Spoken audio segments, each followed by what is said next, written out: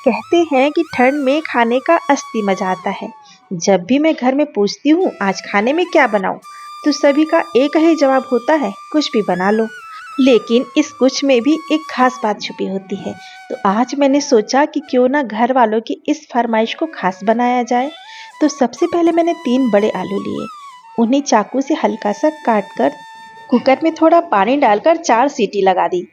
जब तक कुकर ठंडा हुआ मैंने सोचा कुछ भी का साथ देने के लिए कुछ और भी बना लिया जाए। तो चलिए बनाते हैं।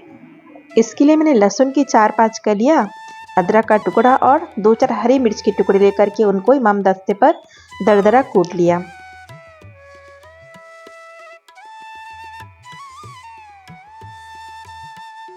अब कूटी हुई हरी मिर्च और अदरक लहसुन को एक कटोरी में मैंने निकाल करके अलग साइड में रख लिया। चलिए बढ़ते हैं आगे। मैंने लिया है 1 कटोरी फ्रेश दही, उसमें मैंने 2 से 3 चम्मच बेसन मिला दिए हैं, चुटकी भर हींग और चुटकी भर हल्दी मिला दी है। सबको फेंट लिया है, फिर थोड़ा पानी डाल करके और फेंट लिया है। अब मैंने कुकर को खोल करके उसके जो आलू है वो चेक कर लिए हैं। आलू अच्छे से गल गए हैं। अब इसको निकाल करके इसका छिलका उतार लिया है। छिलका उतारने के बाद इसको मैश करके एक साइड में रख देंगे। अब कढ़ाई में मैंने तेल डाला है। तेल के गर्म होने पर राई जीरा सौंफ डाल दिया और जो पेस्ट तैयार किया था लहसुन अदरक और हरी मिर्च का, उसको डाल करके भून लिया है। जब ये हल्का सा गुलाबी हो जाए फिर हम डाल देंगे इसमें बेसन और दही का घोल। उसको कंटिन्यू चलाते रहेंगे। इसके बाद हम इसको कम से कम 15 से 20 मिनट अच्छी तरह से पकाएंगे। उसके बाद लीजिए हमारी अच्छी चटपटी तीखी कढ़ी तैयार हो गई। कढ़ी पकने के बाद ऊपर से इसमें हरी धनिया डाल दिया है और सबको फिर से मिक्स कर दिया है। अब इसको दूसरे बर्तन में खाली कर लिया है। अब बढ़ते हैं आगे। आगे बढ़ने से पहले थोड़ा सा किचन को थोड़ा क्लीन कर लिया जाए, आसपास की जगह को साफ कर लिया जाए। तो चलिए साफ करने के बाद अब हम आगे बढ़ते हैं। तो मैंने जो उबले हुए आलू लिए थे उसको अच्छी तरह से मैश कर लिया है हाथ की सहायता से।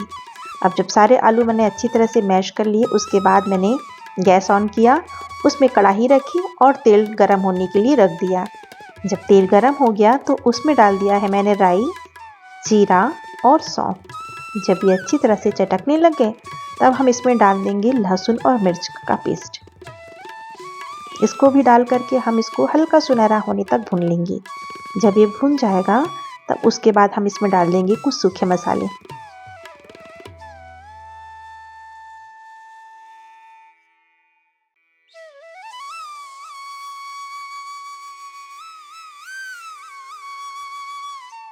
सूखे मसाले डालने के बाद इसमें डाल दिए उबले मैश किए हुए आलू। फिर से आलू के साथ सारे मसालों को अच्छी तरह से मिलाते हुए चलाते हुए भून लिया। ऊपर से डाल दिया थोड़ा सा गरम मसाला, आमचूर पाउडर और स्वादानुसार नमक।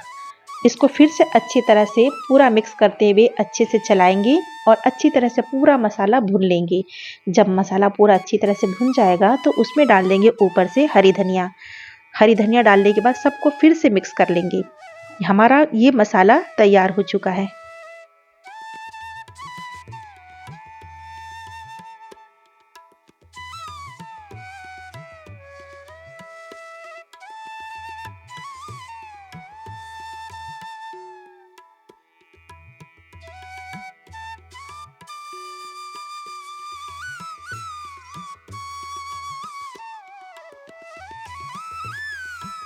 चलिए आगे बढ़ते हैं। गैस ऑन करके मैंने उस पर तवा रख दिया गर्म होने के लिए और ये थोड़ी देर पहले मैंने आटा गूंद करके रखा था, इसको फिर से अच्छी तरह से मसल करके एक साथ कर लिया। और अब आटे को रोल करते हुए उसकी छोटी छोटी लोइयां तोड़ ली।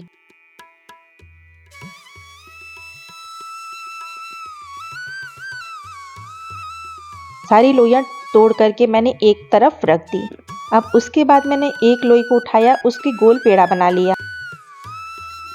बने हुए पेड़े को सूखे आटे में लपेट करके उसको छोटा सा गोल बेल लिया। अब गोल बेले हुए रोटी में मैंने जो आलू का मसाला तैयार किया था उसको उसमें भर दिया और अच्छी तरह से चारों तरफ से पैक कर दिया। यहाँ पर मैं आपको ये बताना चाहूँगी कि जो हम आलू का पराठा या और भी किसी तरह का हम पराठा बनाते हैं तो कुछ बातों का ध्यान रखें तो पराठे बहुत टेस्टी और बहुत अच्छे बनते हैं, बिल्कुल सही तरीके से। तो मैं आपसे बताना चाहूँगी यदि हम आलू का पराठा बना रहे हैं तो आलू में गांठें ना हो। मैश करने के बाद छलनी से छान ले, अच्छी तरह से या तो हाथ से चिकना कर ले। गांठ होते हैं तो पराठे बेलते समय फट जाते हैं, तो ये ध्यान रखें। और इसके बाद यदि हम जो मसाला डालते हैं जैसे धनिया पाउडर, मिर्च पाउडर, अदरक, हरी मिर्च और जो भी हम पाउडर डालते हैं, सूखे मसाले, अमचूर वगैरह, वो भी हम सही मात्रा में डालें। ज़्यादा डालने से वो स्टफिंग गीली हो जाती है। ये बात भी मैं बताना चाहूँगी कि आटा नरम और लचीला गूँथे। पराठे का आटा नरम होना चाहिए ताकि बेलने में आसानी हो और पराठा फटे नहीं। और जो इसकी स्टफिंग है वो सूखी रखनी चाहिए।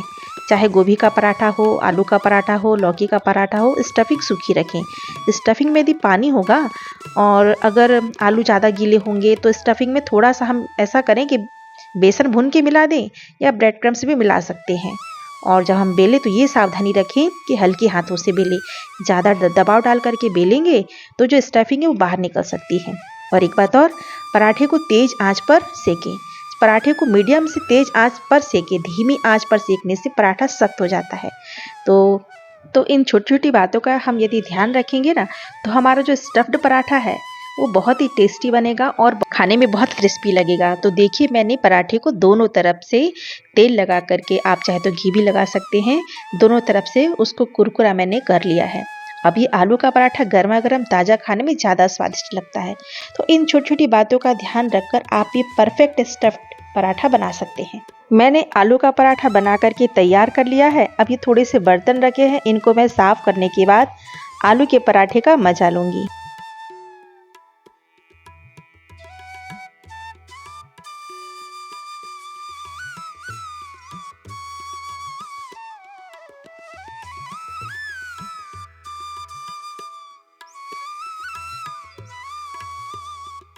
तो आइए देखते हैं मैंने अपनी प्लेट में क्या क्या रखा है। तो मैंने अपनी प्लेट में रखा है गरम कढ़ी, और जो मैंने आलू का स्टफ्ड पराठा तैयार किया था ना, वो पराठे मैंने अपने लिए 2 रखे हैं। साथ ही मैंने टमाटर काट के रख लिए हैं अपनी प्लेट में, और उसको ऊपर से हरी धनिया से गार्निश कर दिया है। पापड़ भी मैंने सेक लिया है, और मीठे में मैंने रखा है तिल की बर्फी। खाना खाने के बाद मैं आ जाती हूँ अपने क्लाउड किचन। कुछ तीखा कुछ मीठा में यहाँ आकर देखा। ऑर्डर्स तैयार हो रहे हैं, ये ऑर्डर तैयार हो रहे हैं ट्रेन के। तो यहाँ पर ऑर्डर तो तैयार हो ही रहा है, लेकिन एक प्रॉब्लम ये आ गई है कि ऑर्डर तैयार करते करते बीच में गैस की टंकी ख़त्म हो चुकी है। तो फटाफट से हमने अपने गैस की टंकी को चेंज किया और वापस से लग गए ऑर्डर तैयार करने में। हमारे एक परिचित है, उन्होंने भी अपना क्लाउड किचन शुरू किया है अपने शहर में, और बहुत बार उन्होंने मुझसे पूछा कि मेरे क्लाउड किचन में ऑर्डर नहीं आ रहे हैं, कहीं मैंने गलती तो नहीं कर दी क्लाउड किचन शुरू करके, कोई अच्छा खासा रिस्पॉन्स नहीं मिल रहा है, क्या करूं? तो मैंने कहा क्लाउड किचन शुरू करना बहुत आसान है, लेकिन इसे सफल बनाना मेहनत मांगता है। तो ध्यान दीजिए कहीं आपसे ये गलती तो नहीं हो रही।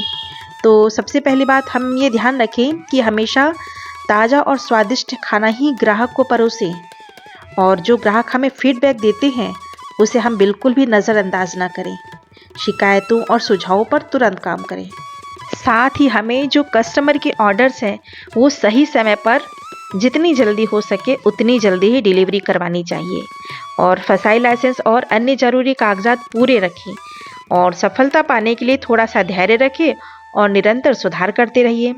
तो दोस्तों, ठंड के इस मौसम में गर्मा गर्म खाने का जो आनंद है वो वाकई खास होता है। चाहे घर पर अपने परिवार के साथ चटपटे आलू पराठे और तीखी कढ़ी का मजा हो, या क्लाउड किचन में ग्राहकों को स्वाद और अनुभव देना, हर एक पल सीखना और खुशियां बांटने का मौका देता है। याद रखिए, सफलता का राज सिर्फ मेहनत, लगन और अपने काम से प्यार करने में छिपा है। अगली बार फिर मिलेंगे नई रेसिपी और क्लाउड किचन में रोज की जो चुनौती होती है ना, वो, और हमारे फॉलोवर्स और सब्सक्राइबर के प्रश्नों के उत्तर देने। तो मिलते हैं अपने अगले व्लॉग में, तब तक अपना ध्यान रखिएगा। अगर वीडियो अच्छा लगा हो तो लाइक करिएगा, कमेंट करिएगा और शेयर करिएगा। यदि आप यूट्यूब से देख रहे हो तो मेरे चैनल को सब्सक्राइब करिए, और यदि आप फेसबुक से देख रहे हो तो मुझे फॉलो करिए। तो मिलते हैं अपने अगले व्लॉग में।